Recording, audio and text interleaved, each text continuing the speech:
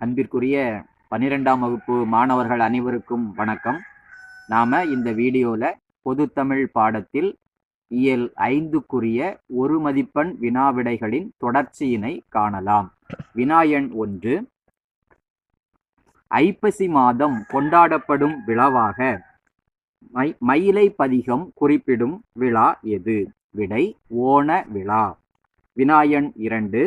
மார்கழி மாதம் கொண்டாடப்படுவதாக மயிலை பதிகம் குறிப்பிடும் விழா எது? விடை திருவாதிரை விழா.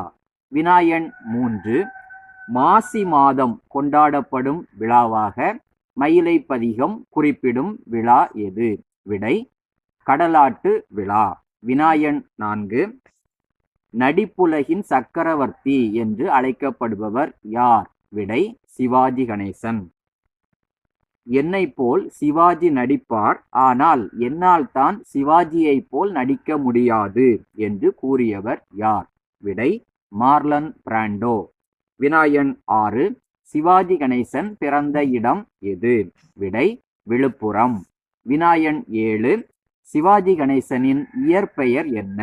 விடை சின்னையா கணேசன். வினா எண் 8. சிவாஜி கணேசன் நடித்த முதல் திரைப்படம் எது? விடை பராசக்தி. வினா எண் 9. சின்னையா கணேசனுக்கு சிவாஜி கணேசன் என்று பெயரிட்டவர் யார்? விடை ஈவேரா பெரியார். வினா எண் 10. சிவாஜி கணேசனை உலக பிரசித்தி பெற்ற நடிகனாய் மாற்றிய திரைப்படம் எது?